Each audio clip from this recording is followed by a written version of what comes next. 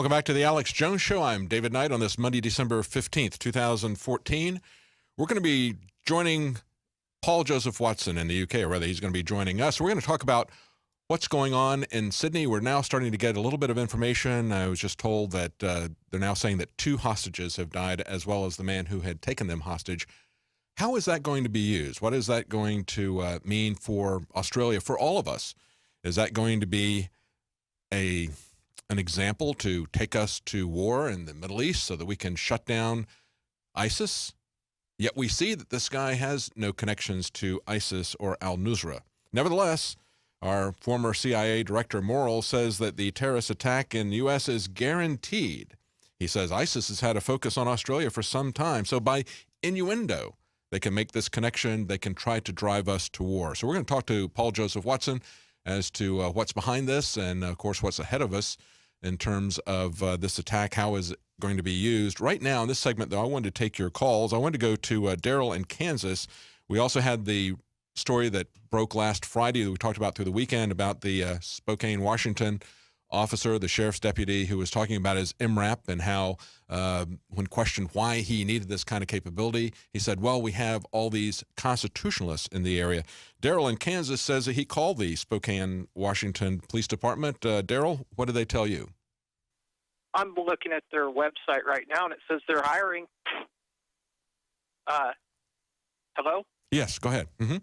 Yeah, it says they're hiring. I'm looking at their website. Yes, I did call, and the woman thought it was very laughable. I wish I would have recorded it to put it on the internet, but I asked her, why is that guy not like constitutionalist? Didn't he take an oath to uphold the Constitution? And she's all, I don't know what oath they take. I haven't been to any of the ceremonies. And yeah, really. She was very much like I was bothering and laughed. And I'd like to say you do a great job, Paul Joseph Watson. Love them. You guys. Thank you. Well, you know, that's just it. They don't really pay any attention to what they pledge to. They don't pay any attention to the Constitution. They don't take it seriously enough to really look at what they're pledging to. But, of course, we have to take it seriously, and we have to understand that anything that the government does that is not in alignment with the Constitution is not legitimate, because that is the supreme law of the land. That is the king. These guys are merely stewards put in place to serve that higher principle, that law that is king. That was a principle that they established during the American Revolution. They said lex rex. In other words, the law is king. And if they don't understand that, and they don't. That is the heart of all of our issues. And I would broaden it out a little bit to this as well. I think the fundamental problem with so many Christians who don't understand Romans 13 is the same thing. They don't understand that when the government is not aligned under the principles of God, then that government is no longer legitimate. In the same way that when the police or various other aspects of the government are not aligned under the Constitution, they are no longer legitimate. That's the fundamental issue here.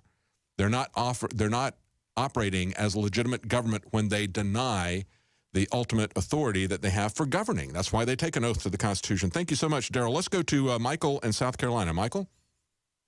Hi, David. Oh, yes. I guess it's Michelle then, right? Huh? Okay, Go ahead. I had my earplug in. Go ahead. My first real quick comment was I was born and raised in Spokane, and I've only been gone for about 5 years.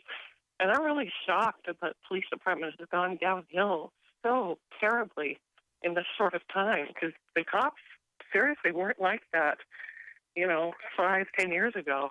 Oh, absolutely. We've seen a massive and rapid change. And where do you think that's coming from? That's coming from Washington. It's the way they're being trained. Just recently, as we're talking about what was going on in New Mexico, there was a fellow teaching at the police academy, the state police academy, and he says, I refuse to teach this shoot first curriculum. He's somebody who'd been teaching at the police academy for a long time. It's different. They're setting up different rules for the police, and we need to be very concerned about that. Stay with us. We're going to be right back with Paul Joseph Watson from the UK to talk about what happened in Sydney. Welcome back to the Alex Jones Show. I'm David Knight on this Monday, December 15th, 2014. We're going to be going to Paul Joseph Watson in the UK. He's going to update us on the situation in Sydney, what's behind it, how they're going to use it.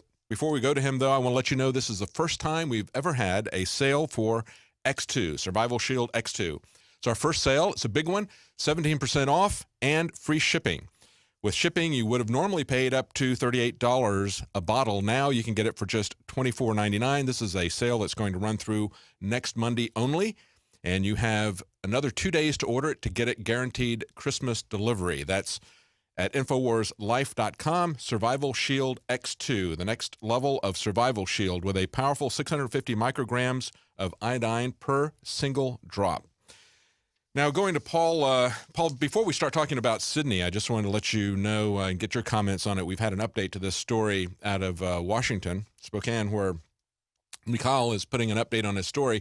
He actually did finally get a comment from the police department there, and they said they thought that for us to put this up and say that this officer had a problem with constitutionalists was a cheap shot that was taken out of context. So I would invite people to take a look at that video and see if you think it's out of context.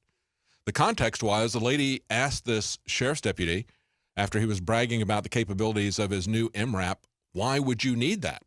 And he goes into detail talking about how, well, we need it because of constitutionalists and these people who have a lot of ammunition. I don't see that that's taken out of context.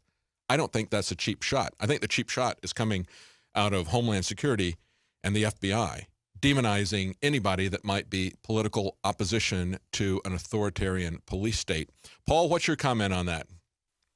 Well, I mean, exactly as you said, if you watch the clip, his comments, you know, they hang on themselves. This is clearly not out of context. Right. And it is part of this underlying trend. I mean, I've written stories over the past few months about how they're purchasing these armored vehicles for, quote, war on veterans. That was one of the headlines that was used in a local news story about the issue. So there's definitely an issue with them militarizing not only against Occupy protesters. We know that was a justification for the purchase of the Bearcat armored tank in New Hampshire to use against both Occupy and so-called sovereign citizens. That came out in the public meetings. And as I said, many news reports saying that this is part of the war on veterans. They're saying that veterans are all mentally unstable, waiting to explode IEDs all over the country. And it's definitely an underlying trend. So it's not taken out of context whatsoever. It's in context with what we've seen for years out of the DHS, as he said. Yeah, we see that in their training scenarios. We had that one training scenario that was put out there in South Carolina where I think they had the Tea Party aligning with Muslims, and they had to come in and put that down. I mean, it's just amazing the absurd scenarios that they're coming up with, but they're feeding these scenarios to the police, and obviously the police are buying it without question. To think that your enemy is somebody who is a constitutionalist when you're supposed to swear allegiance to the Constitution as the highest law in the land. And as we have just been talking about it to one of the callers who called in here, and he called the police department in Washington, and they essentially laughed at him about that when he asked why they would move against constitutionalists. Exactly. And I mean, I wrote an article probably about a year ago now where this was an academic paper written by a top military official. Just Google Tea Party insurrectionist InfoWars. And in that, they detailed a plot where Tea Party insurrectionists would take over the city and they would have to use military force to repel them. That's right. So this is in their own academic documents, it's in their own training programs. It's out there for anybody to see, and it's definitely one of the factors behind this militarization of police. It's not something that's new. Alex has had this in his documentaries a decade ago. But what we're seeing here is that it's now been taught long enough and broadly enough that we're actually seeing them confess to this, and we're seeing them act upon these this worldview that they've been taught. That's what's different about it in the last year or two. Exactly. And again, look at media narratives, as we're going to talk about with this Sydney situation. The media pushes this notion that veterans are out there waiting to explode. They don't actually analyze the issues behind why veterans are getting PTSD in the first place, why they're committing suicide en masse. It's just, this is the threat, we need to deal with it, and it's to justify this armored buildup, which again is about them escalating a situation which the studies clearly show only causes more violence. So, I mean, across the board, I mean, watch the video for yourself. Those comments are pretty clear. They're not taken out of context. Absolutely. Now, you mentioned the Sydney thing. I wanted to get you to bring us up to speed as to what the latest developments are. What have you heard about what's going on with Sydney? And then let's talk after that about what's behind it. What have you heard in terms of, last I heard, it looked like they're now announcing that 2 hostages have been killed. Is that correct? Yeah, but it was over as of a few hours ago. They're saying that 3 are dead, including the gunman. So that suggests 2 hostages, maybe a police officer died. It's not being confirmed yet. The siege is now over. What I found interesting was, and this is what I study every single day, is media narratives. Because in the past year or so, there seems to have been this shift in media narrative not to blame so-called lone wolf terror attacks on extremist Islamist ideology. You saw it in Canada recently with the Canadian Parliament attack, another attack in Canada when 2 Canadian soldiers were run over. You saw it with the New York incident where somebody attacked police officers with an axe. And you see it in this Sydney incident. In every single incident, there is clearly extremist Islamist political motivation, whether you believe these people are actually ISIS members or not. More likely they're just ISIS inspired. But this angle, even though it's clearly there, is now being kind of buried by the mainstream media. And I think that's mainly related to the fact that, you know, the growth of ISIS in the first place was almost entirely as a result of the US government destabilizing Syria, the US government's allies, Qatar, Jordan, Saudi Arabia, funding and arming ISIS to begin with. Now we have people from all over Europe, young men, flying over to Syria and Iraq to fight on behalf of ISIS. We have the so-called moderate rebels in Syria, which were never moderate to begin with, even when, you know, the CFR said back in 2012, let's basically support Al-Qaeda. We now see that the arms that we gave them are crossing over into ISIS hands. So when these actual organic attacks happen, ones that aren't provocateured by the authorities as they have been in the past, we're now kind of seeing the media bury the extremist political motivation behind them, because there's a sense that they need to distract from the fact that this is partially caused by blowback as a result of Western foreign policy. And we're seeing it again in what happened with the Sydney siege. Except that on the other side, too, we have this article up by Kit Daniels where we've got a former CIA chief saying that ISIS is going to attack the U.S. soon. He says sometime over the next year or so, guaranteed. So, I mean, it looks like they're, at the same time, they want to be politically correct and they want to distance themselves from this monster that they've created. On the other hand, I think they're more than capable of using that to justify yet another new war abroad, don't you? Yeah, that's definitely an issue. But what I've noticed is obviously immediately after 9/11, any kind of attack whatsoever, they would immediately jump on the Islamist angle, push the hysterics to grease the skids for war and military intervention. It seems they've flipped the opposite way. I mean, take this Sydney siege, for example. Now, the media narrative, now that this has ended, is that basically this guy was a lone nut, a criminal, and that he was not politically motivated, that he was out on bail for being an accessory to murder, other charges related to sexual offences. And they're now steering the narrative as to that was his motivation behind taking these dozens of hostages. But if you actually followed the story from the beginning, what evidence came out during the siege was completely ignored by the media and, in fact, censored in some cases. There were videos made by the hostages inside the cafe in Sydney where they said, the hostage takers told us to tell the world this is an ISIS attack and that the media is covering up the fact that it's an ISIS attack. We also know that the hostage taker demanded an ISIS flag. We later saw a generic Islamic flag displayed in the cafe window. We had a Facebook post from one of the hostages who said, the man wants the world to know Australia is under attack by the Islamic State. Now, even if this guy is not a member of ISIS, which, you know, he almost certainly isn't, this is obviously inspired by ISIS. But the media has completely buried that. Some of them don't even mention the fact. They agreed not to broadcast any of this information at the time. And even after the siege is now over, YouTube and Facebook are still deleting all these videos where these hostages say, this guy says he's a member of ISIS and that this is an ISIS attack on Australia. But very quickly, in the aftermath, we saw the media take this route where they buried that narrative and began to focus almost entirely on him being a lone figure and that he was just a criminal motivated by his own personal problems. So this is a general trend that I've seen over the past year or so, and it relates to the fact that there are these individuals out there. We had reports on the southern border from police officials, respected officials, saying that ISIS was active on the southern border just across there in Mexico. The DHS vehemently denied that over and over again. So this ties into that general trend of them downplaying Islamist extremist ideology linked to these lone wolf attacks, because at the moment it doesn't fit their broader narrative. I think that's the key. At the moment, it doesn't fit their broader narrative, because we saw back in 2013, they were doing everything they could to try to start a war with Syria and using these same people.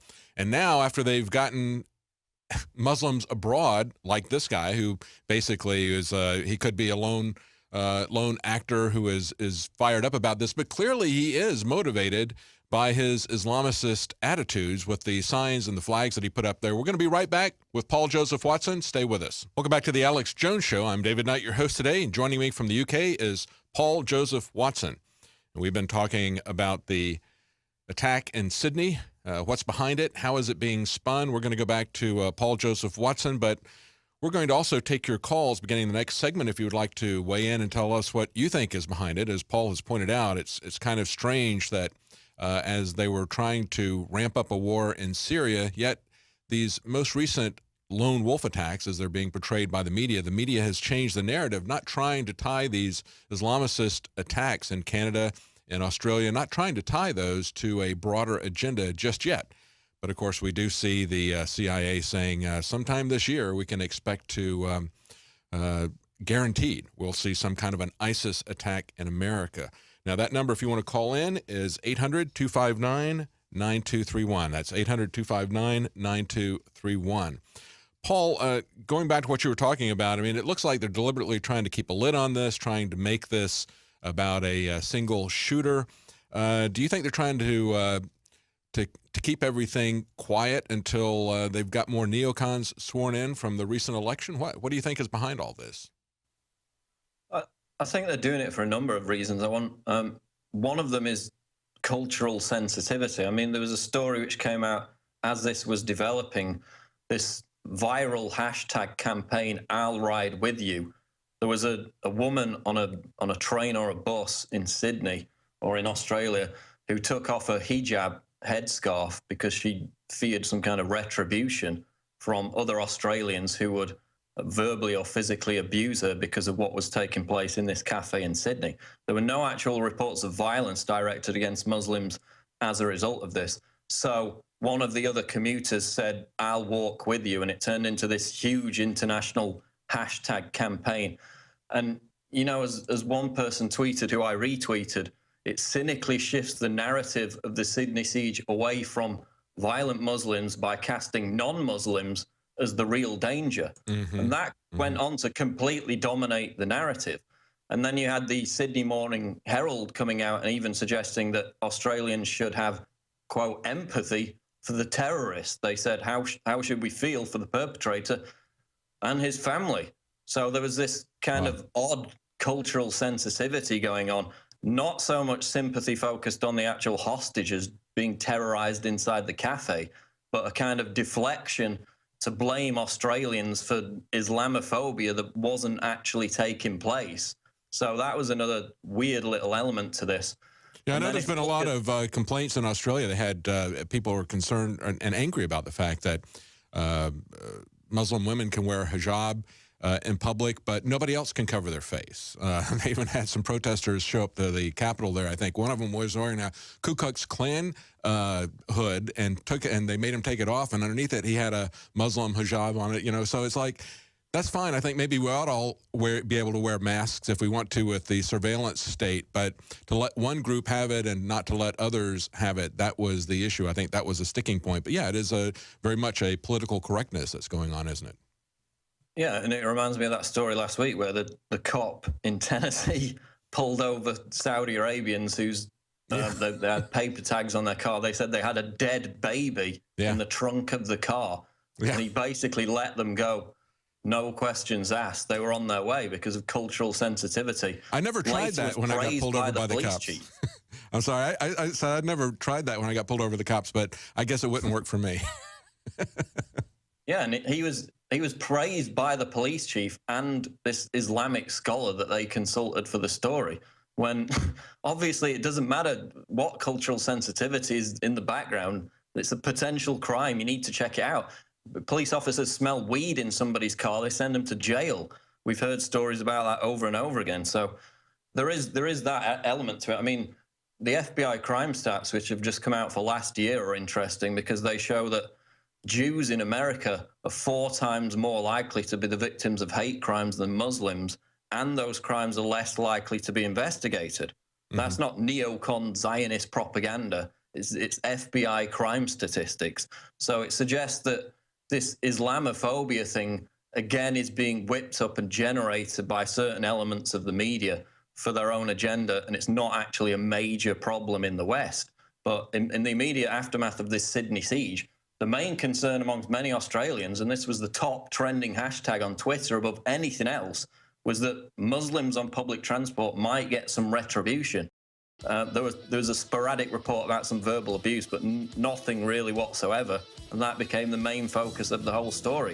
And yet, what really happened here is, we got to go to a break, but what really happened here is that you had the Australian government, for whatever reason, failed to protect the people from a guy who was clearly violent and crazy with his long rap sheet. We're going to be right back with Paul Joseph Watson, and we'll take your calls and comments. Stay with us. Welcome back to the Alex Jones Show. I'm David Knight, and we have Paul Joseph Watson joining us from the UK. We're going to be going back to your phone calls. Before we do, I want to let you know that we have the first sale ever of Survival Shield X2. It's the first time it's ever been on sale, and it's a great sale. We've got it for 17% off plus free shipping. Typically with shipping, you would have paid up to $38. Now you can get it for just $24.99. This is a sale that's only going to run through next Monday. You have 2 days left if you want to get guaranteed Christmas delivery. Again, the sale will run for just 1 week. And, of course, that's our Survival Shield X2. It's 50% stronger than the original Survival Shield formulation. Paul, let's take some calls. Let's go to Slim in Canada. Slim, you had a comment about ISIS. Go ahead. Oh, he has. Okay, he's dropped off. Let's go to Kevin in West Virginia. Go ahead, Kevin. Hey, Mr. Knight, and hey, Mr. Watson. I had a comment about torture and some comments about the police state here in West Virginia. My first comment about torture is 2 wrongs don't make a right, but I guess under this establishment and under Common Core that 2 wrongs do make a right. And about the police state in West Virginia, I called the West Virginia State Police and the Martinsburg City Police, which is in Berkeley County in the eastern panhandle of West Virginia. When I called the State Police of West Virginia and asked them about the MRAB vehicles, the lady on the line told me that it was for finding marijuana in the woods of West Virginia. And of course, I had to laugh and was like, "Come on, lady, this is absolutely absurd." And when I called the Martinsburg City Police, I asked them the same question. At first, I asked to speak to a public information officer, and they didn't know what that was, but finally was able to talk to somebody. And the guy told me, the officer that came on the line told me that it was none of my business how they get their tactical gear and how they apply their tactical gear, and that if I call back again, that I would be subject to arrest. And they also said, "Mr. Ballum, if we see you in Martinsburg, you might want to be careful." I'm like, wow, that blew my mind that they would tell me that. Yeah, it's none of your business because they don't work for you, because they don't care about the Constitution, evidently, based on this person's comments in Washington. And as Paul pointed out, we've seen this over and over and over again. Going back to 2009, if you want the MIAC report that came out of the Fusion Center. But even before that, Alex Jones was doing documentaries back in the late 90s talking about the police state, how that was being encouraged. But, of course, it has accelerated, it's gotten deeper, it's gotten broader, and it's all coming out of Washington. Paul, you want to comment on that?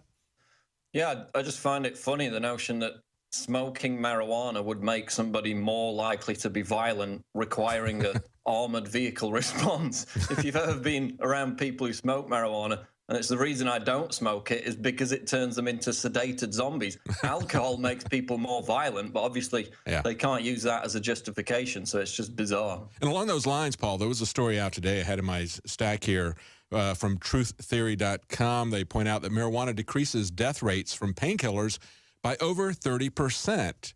It's very, very effective in terms of people who are under a great deal of pain for cancer. And they point out that it allows people to avoid these very dangerous prescription drugs that not only kill people, but basically affect you psychologically to make it so that you kill other people. Typically all these shooters that we've seen have been involved in one way or the other with pharmaceutical drugs that affect your mental state in a very adverse way, make you very violent, very paranoid. And as you point out, Paul, marijuana does not do that at all. Instead, it allows people to avoid these dangerous drugs. But we still see a huge pushback in terms of even allowing people to have it for medical uses. That, I think, is the saddest thing. I mean, it's, recreational stuff, prohibition doesn't work. We've proven that with alcohol, but we know that there's a lot of beneficial uses for marijuana, for medical patients, for glaucoma, for increasing the appetite of people who are suffering from cancer and chemotherapy, HIV treatment. We understand that. That's not a question. Why wouldn't we allow people to have access to that? I think it's one of the most insane things about our society. Yeah, and from the financial perspective, I mean, look what it's done for the economy of Colorado. There are only benefits all around, so it makes no sense to continue that policy. And I think gradually now that's being overturned, which is the good news. But of course, we go the other way, and we also say that hemp, even though it has absolutely no hallucinogens, hemp is also banned. And so we can't have hemp for substitutions for cotton and that sort of thing. And of course, that's the issue. It's a competition to people who have vested interests in Washington. So that's a large part of why hemp as well is banned. Let's go to Bill in Oklahoma. Bill, go ahead. Okay, let's go to John in Washington. Go ahead, John. Hello, guys. This is a fellow who lived in Spokane, Washington. I am personally acquainted with Paul. Paul, you'll know who I am after you listen for a second. But I operated a large informational website in Spokane, and I lived there, and it got so bad with surveillance and harassment that I moved to a neighboring county. I live about 14 miles off the paved road, and twice out here in recent history, I have seen bearcats on the dirt road right at sundown patrolling, and they were not the same model. They were two different ones. So Spokane has a multi-jurisdictional terrorism task force headed up by Darren DeRue, and his wife is the public relations officer for the city of Spokane Police Department, and Aussie is the sheriff there. I've seen him numerous times stand on the stage with Sheriff Mack at the Liberty and Freedom rallies that we have here occasionally, which, by the way, the audience is completely full of feds when we have those, and stand up there and ballyhoo the Constitution. Yet he'll line up for all of this bootlick, and he'll do exactly anything that the federal police tell him to do, and I can tell you for a fact, I was in an adjacent county minding my own business 10:45 one night in the year 2005, and on a telephone call from Spokane County to Stevens County, the Stevens County sheriff, who was Craig Thayer, picked me up at my home, transported me across county lines, turned me over to the Spokane County Sheriff's Department, who gulagged me for over a week without getting to see a magistrate, with absolutely no telephone call whatsoever. I lost $36,000 in construction contracts because of it, and nobody knew where I was, and my dogs were locked in the house with no food.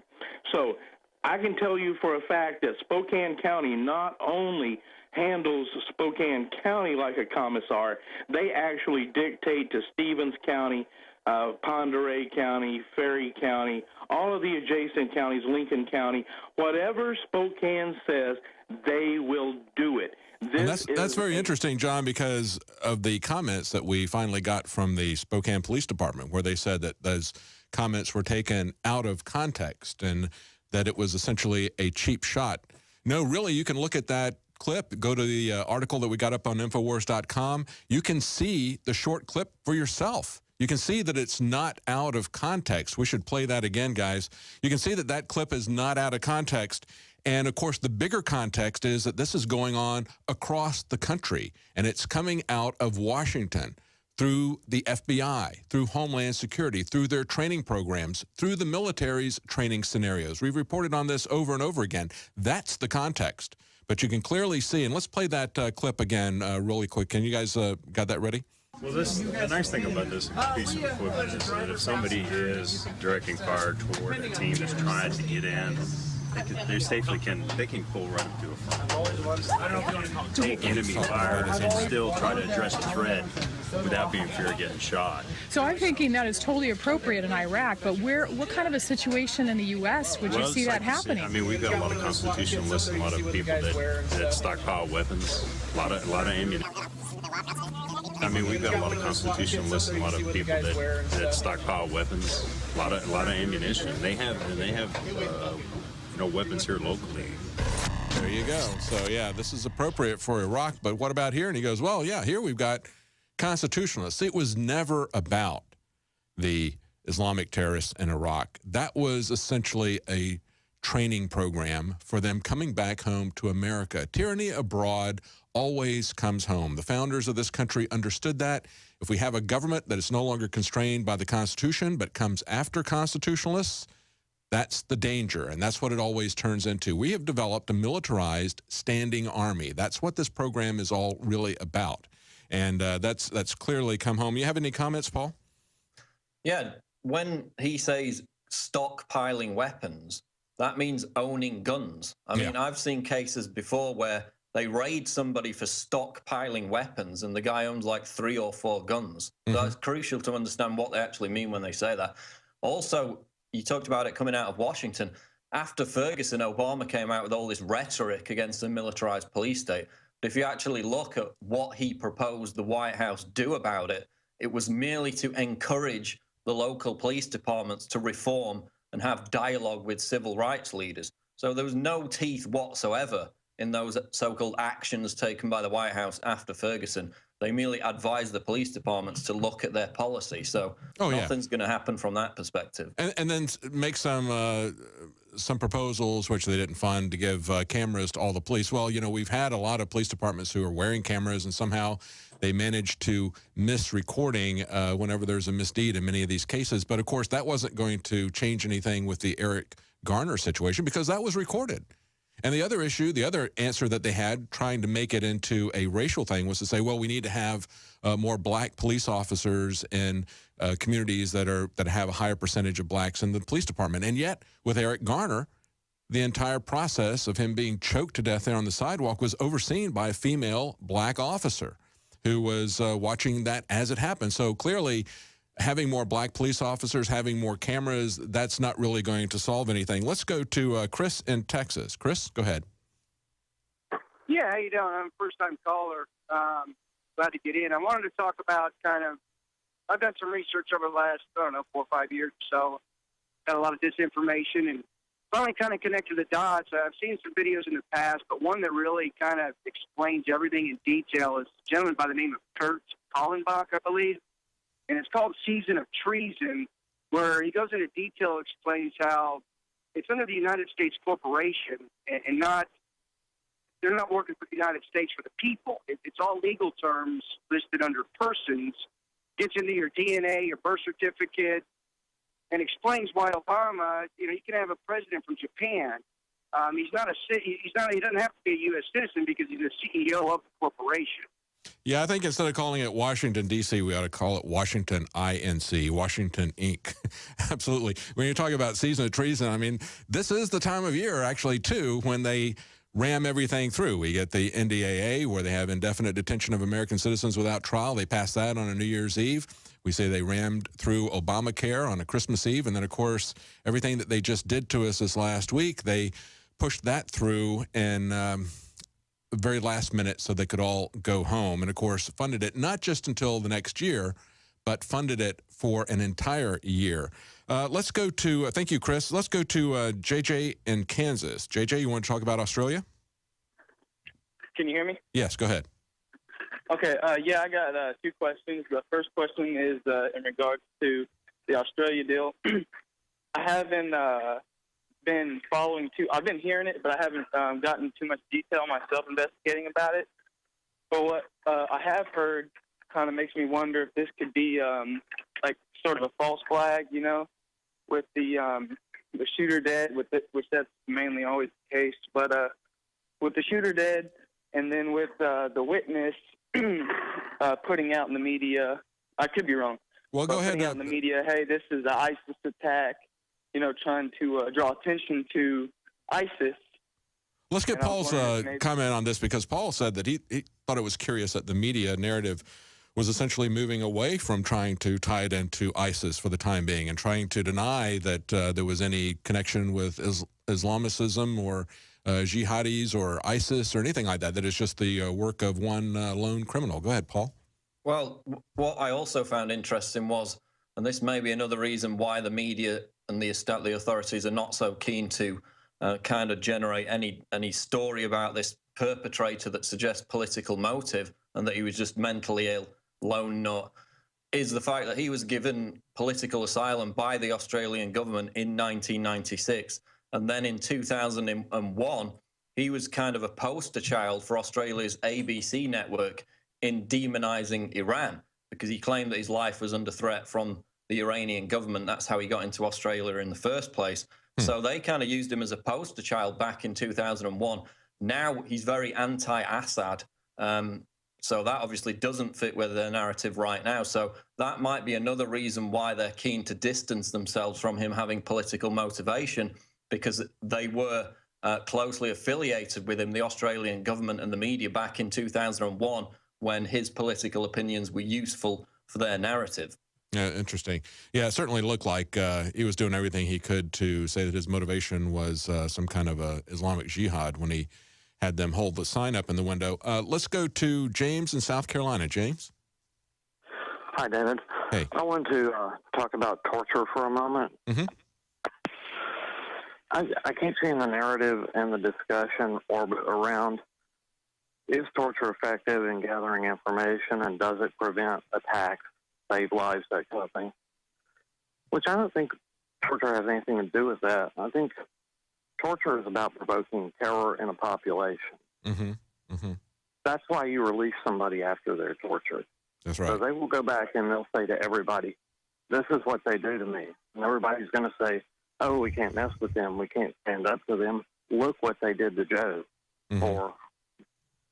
Oh, absolutely. I absolutely agree. And if you look at some of the, of course, you know, some of the torture ranged from attacking people's dignity to outright killing them and everything in between. But I think the key part of that is, even at the bottom end of the spectrum, to humiliate people, to, as I said before, to take away their dignity, then you take away their freedom, then you can take their lives. And I think, as you pointed out, this is about intimidating American citizens. I think it's very clear if you look at Feinstein's report. She had like 20 different key findings. Every single one of them said the CIA did this, the CIA did that, CIA didn't do this, and they should have. There was nothing there except excuses for the administration, excuses for the Senate, who should have been shutting this down, who should have had oversight, yet they put in her report that they had absolutely no responsibility to this whatsoever. It was something that the CIA did. And your conclusion has to come to the fact that, well, if the CIA can do this and pull the hood over everybody and not get punished, I guess the CIA is the real government. We'll be right back with your calls. We have Paul Joseph Watson from the UK. Stay with us. Welcome back to the Alex Jones Show. I'm David Knight, your host today, and joining us from the UK is Paul Joseph Watson, and we're going to go right back to your calls in a moment. But this article just came out on Infowars.com. Despite Australia's gun control, a gunman holds hostages for 16 hours. You get that? One of the most rigid gun control regimes on the planet, and yet this guy, who had 22 counts of aggravated sexual assault previously, 14 counts of aggravated indecent assault previously, related to 6 different women. This guy is able to get a gun, and he's able to hold these hostages for 16 hours, 2 of them dying. Paul, do you want to comment on that? Yeah, I mean, I made a series of tweets about that, and there were several incidents, I believe, back in the late 80s, early 90s, which the authorities exploited to ban all guns in Australia. Of course, their violent crime went rate went up. Yes. And now, you know, my thought was, if this happened in Texas, would it have gone on for 16 hours? Would not one of the store owners have had access to some kind of gun? So it's definitely an issue. It's one that liberals get enraged about when you even mention it, but it's definitely a factor. And it's interesting because this guy has had all these instances before attacking women and this sort of thing. One of them, one woman was stabbed to death and set on fire. They say in 2002 he faced charges in a plot to murder his first wife in Sydney. And she was stabbed to death. She wasn't shot. And yet this guy who has all of these, this long rap sheet, he's not having any problem getting a gun in Australia. That should tell us something about gun control, as well as the fact that he's totally in charge for 16 hours. Let's go back, take a couple of quick calls. Let's try to get everybody off here before the end of the show. Let's go to Patton in FEMA Region 4. Patton, go ahead. Yeah, thank you, David. How many more acts of treason, murder, theft, fraud, and rape by Barry Soetoro, a.k.a. Barry Obama, a.k.a. closet communist Barack Obama, must we endure before we arrest him? Find a way, something? Yeah, I don't know. I mean, the bottom line is, as we pointed out, clearly the GOP leadership doesn't have a problem with what he's doing either. I mean, it isn't just that you're going to get rid of Obama and then have him be replaced by Joe Biden. Even if we replace him with the Republicans, we're going to get more of the same. Your comments, Paul? Well, the Republicans are not going to impeach him. I mean, that's a fact now. They're going to wait. We're probably going to see Hillary Clinton run against a Republican, if not Elizabeth Warren, which is just another brand of the same poison. So they're going to be quite accepting to the fact that Hillary's come in, and then instead of race, they're going to use gender to divide the country once more. So we could be in for another 4 years of that. Yeah, they not only did not impeach him, but they basically endorsed his policies in this last budget. Couple of weeks after they were elected to undo specific things, they go back and endorse those. So they don't have a problem with his criminal activities. They want that power when they get in charge. And so the question remains, you know, what do we do about it? I clearly don't have an answer. It's a very frustrating situation, but we still need to pay attention as to what's going on. And we need to, I think, a key part of this is more people need to be informed and involved about this. It's an educational issue. I think we need a broader base before we're going to see any kind of solution come up. Especially a peaceful solution, which is what we want to see.